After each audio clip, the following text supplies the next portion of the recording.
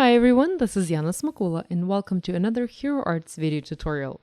In this video, I'm going to show you how to use our new color layering Peacock stamp set and frame cuts dies, as well as a gorgeous new Peacock feather stencil. And I'll share a quick look at one of the new ink colors, Antigua, as well as a peek at the Ombre Ocean sequence from Hero Arts. So let's get started. Whenever I have an image that has several individual pieces, not layers but several pieces altogether, like the body of the peacock here and the tail, I like to die cut the shape out first using a coordinating frame die before stamping it, just to make sure I position my elements correctly. If you're not using a coordinating die and plan to fussy cut your image later, you don't have to worry about this at all. I'm going to quickly cut the peacock shape out of white paper using my Platinum die cutting and embossing machine. This frame cut set also has a die for the bird's legs, so make sure to cut that piece also. I forgot to cut it right away, so I came back to it later. Whenever I do stamping using color layering images, I like to use a stamp positioner to ensure perfect results. If you don't have a stamp positioner, you can still stamp those images using a regular good old clear block. Notice I'm keeping the negative die cut piece. In fact, I'm going to place the negative piece inside my Misty stamp positioner, secure it with magnets, and place the positive die cut inside the opening. So the negative piece is what will actually hold the positive piece in place when I'll be doing my stamping. Now this stamp set consists of several layers. There are 2 layers for the body of the bird, a bottom and a detail layer, and 3 layers for the tail of the bird, a bottom layer, a detail layer, and a highlight layer. There is also a stamp to stamp the legs or feet of our peacock. I'm going to begin by stamping the bottom body layer, and I'm just aligning it on my die cut, making sure I have the perfect placement. I'm going to close my Misty door to pick up the image. Because I'm only stamping the body at this moment, I'm not doing anything to the tail, I'm going to move the magnets to the tail section just to make sure this die cut is not going to go anywhere. For my ink colors, and by the way, Hero Arts now has recommended ink colors for each color layering stamp set. These recommendations take all the guesswork out of stamping and tell you exactly what colors of ink work great with a particular set.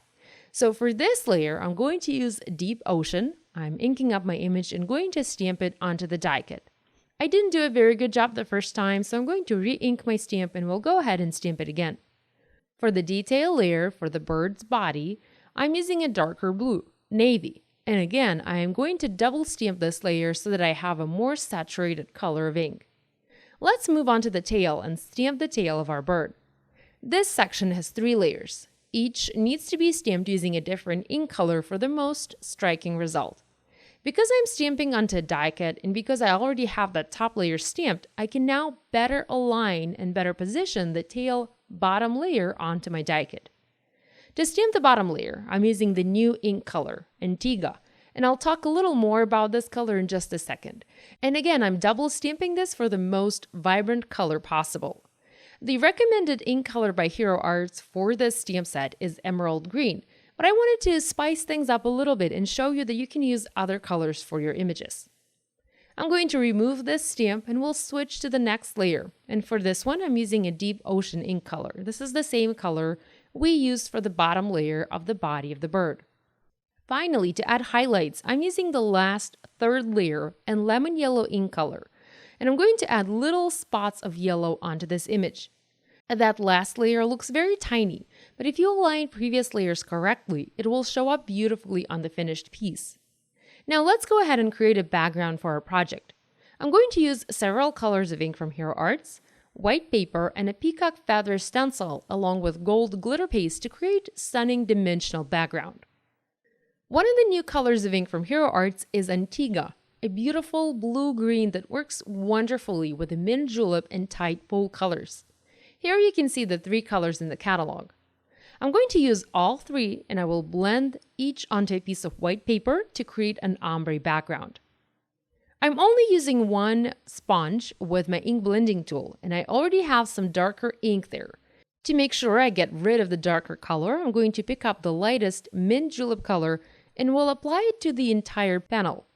As I get to the end of the panel, you'll notice that the blended color becomes lighter.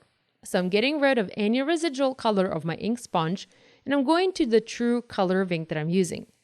You don't have to do this if you have a designated ink blending foam for each ink color in your stash. I, however, have one for several similar colors, and I use this simple trick. Next, I'm going to use my second color, Tide Pool, and will blend it in the middle of my panel. And I'm going slightly at an angle here. Lastly, I'm going to blend the darkest Antigua color to complete my ombre background.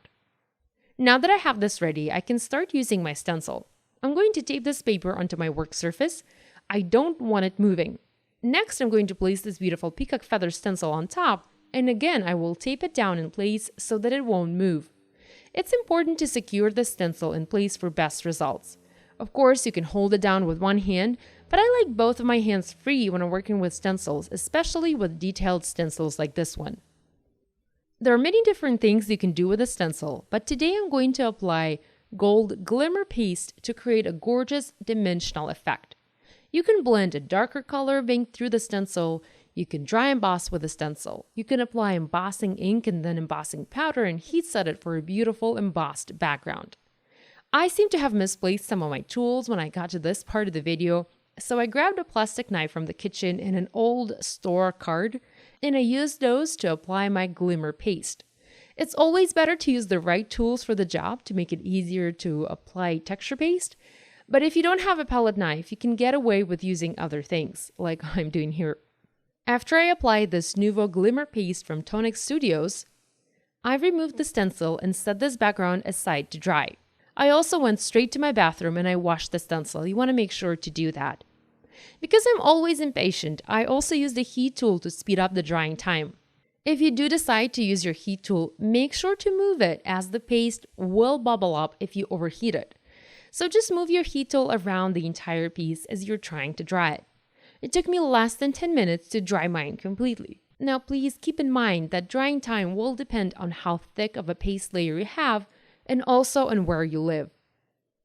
After my paste was completely dry and it becomes very hard and rough to the touch, I used my paper trimmer and trimmed my background to about 4 by 5¼ inches. Next, I foam mounted it onto an A2 top folding card base. I love to have a little bit of dimension on my cards, so I simply sandwiched a layer of fun foam in between the card base and the background. This also helped to flatten my piece as it warped slightly from all the moisture and the heat. I used green fun foam as I have tons of colored foam in my stash and I'm trying to use the colored one before I go ahead and order any white. I cut this green fun foam slightly smaller than my panel, so it's not going to be visible in the finished project. I also stamped the legs or feet of my bird, and I used the darkest blue color I used on the entire card, navy. To create a sentiment for this project, I heat embossed You're Truly Radiant in gold embossing powder onto a strip of white paper. I went with gold here so that my sentiment would also match the background of my card. Finally, I used foam adhesive and foam mounted both the peacock and the sentiment onto my background. As a one last step, I added several sequins from Hero Arts. This is also a new product. I used sequins from the Ombre Ocean pack. I used glossy accents to adhere those in place, and that finished my card. So here's another look at the finished project using new Hero Arts color layering Peacock stamp and frame cuts, Peacock feather stencil, Antigua ink, and Ocean Ombre sequins. If you have any questions about this project, please leave them in the comments section on YouTube or on Hero Arts blog. Thank you so much for watching. I will see you next time. Bye!